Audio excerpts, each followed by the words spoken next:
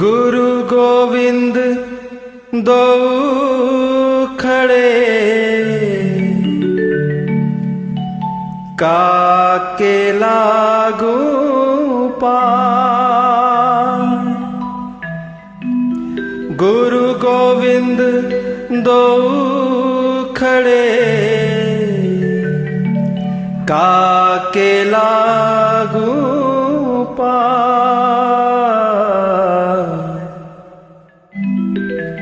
बलिहारी गुरु आपने, गोविंद दियो बताए,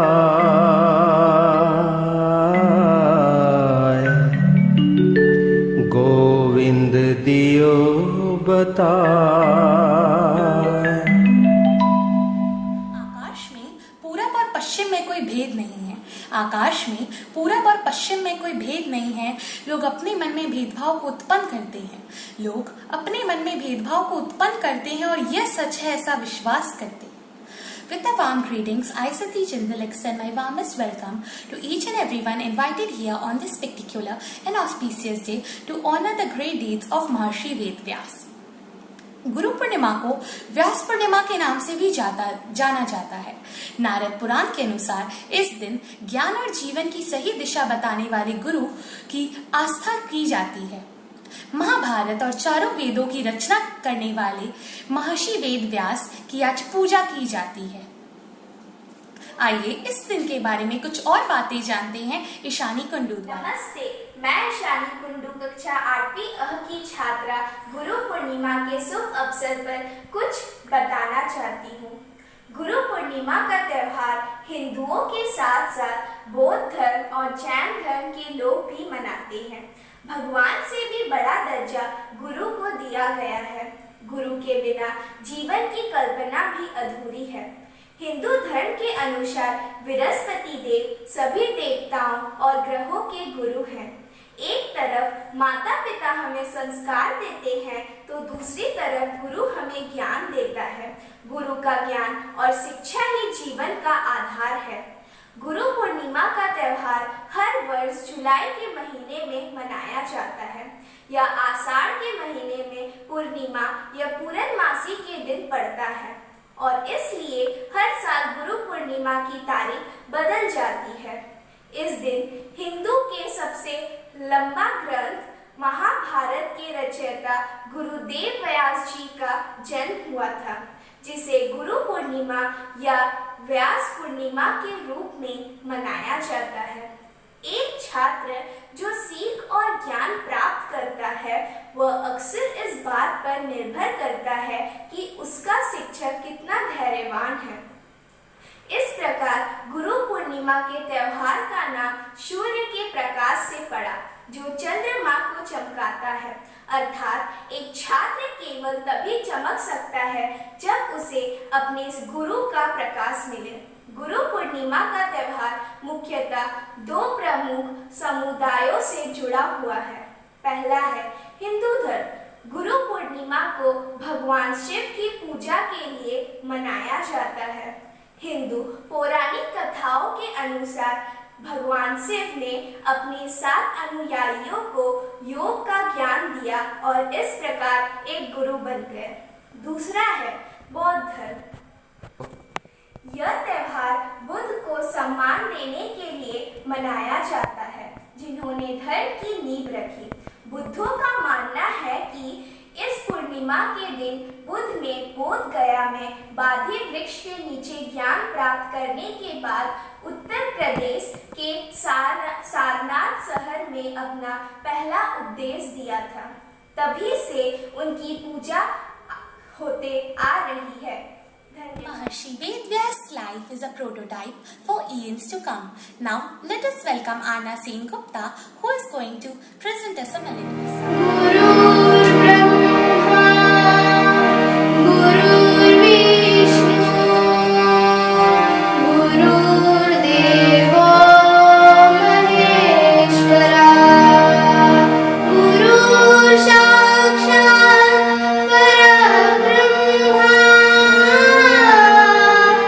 तस्मै श्री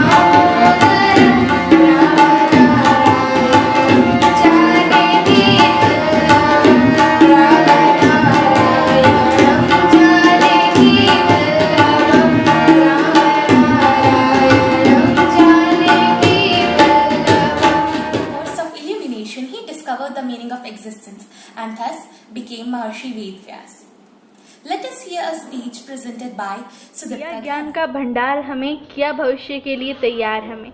दिया ज्ञान का भंडार हमें, किया भविष्य के लिए तैयार हमें। है आभारी उन गुरुओं के हम, जो किया कृतज्ञ अपार हमें, जो किया कृतज्ञ अपार हमें। A warm good morning to one and all present here. Respected principal ma'am, teachers and all my dear friends. Today Ashdita Khana of class 9 is here to tell you something about Guru Purnima. Guru Purnima is a famous Indian festival. Hindus and Buddhists celebrate it with full joy and cheer. According to Hindu calendar, it is celebrated in the full moon day of Asad month. Guru Purnima is a festival of reverence and dedication to the Guru. It is believed that by worshipping Guru on this day, his disciples receive the full fruits of Guru's initiation. This festival is a festival of respect and salute to our Guru. Guru has a great importance in our life. In the word Guru, Gu means darkness and Ru means light. The Guru leads us from the darkness of ignorance to the light of knowledge. No one can be imagined to be great without a Guru. A Guru has a special place in the lives of their followers since ancient times. All the holy books of Hinduism dictate the importance of Guru and the extraordinary bond between a Guru and his Shishya. This day is also called as Vyas Purnima. This day is celebrated to honor our teachers who always guide us to be successful in life. This festival was revived by Mahatma Gandhi to pay tribute to his spiritual guru Srimad Rajchandra. This day is celebrated in a very simple and spiritualistic way. Many colleges and schools organize programs to honor their teachers. At last, I want to say that we do not worship a person. We worship a divine energy or a divine form who came into our life and make us such a great person. So, thank you. That was such a wonderful speech, Sudiptadi. Let us now hear a euphonious song presented by our teachers.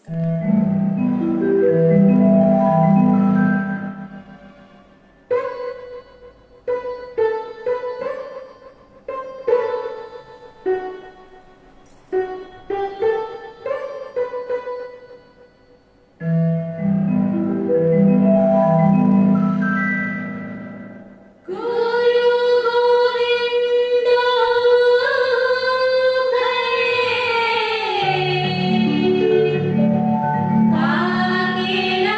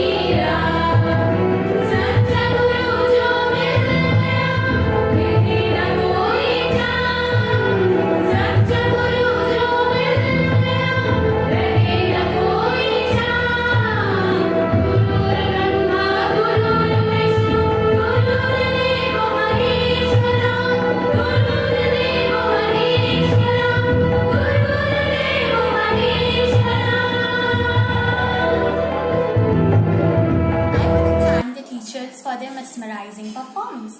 Their performance was like a wall of melodious sounds. Let us now welcome Ghosh Sir, who is going to impart us his valuable inputs, expertise and wisdom which will continuously motivate us. Today, on the auspicious occasion of Guru Purnima, I would like to pay my homage to all the Gurus who have been taking part an important role for the development and welfare of the society. I also like to remember my Gurus as my teachers and parents for what I am here and addressing you. Why Guru Purnima is celebrated and its mythological aspects that had already well described by our student Sudipta Ghana of 9D and Ishani Kundu of 8A. So I am not wasting time for this. Dear student, do you know India is the only place where Gurus have been given a lot of importance and respects. The Gurus have been existing since the ancient times and still a part of our lives. The Gurus teach us about importance and cycle of life, and it is because of the Gurus we can believe the existence of immortals and outside the worlds. Gurus are not only your teachers, but they can also be your parents or other fellows who is helping you to progress in different stages of your life. This is why we celebrate Guru Purnima and dedicate the respects of its beings. Finally, by celebrating Guru Purnima is not a true homage to our Gurus. Rather, we should follow the path shown by them, and that will be a real homage to our Gurus. Thank you. Have a good day.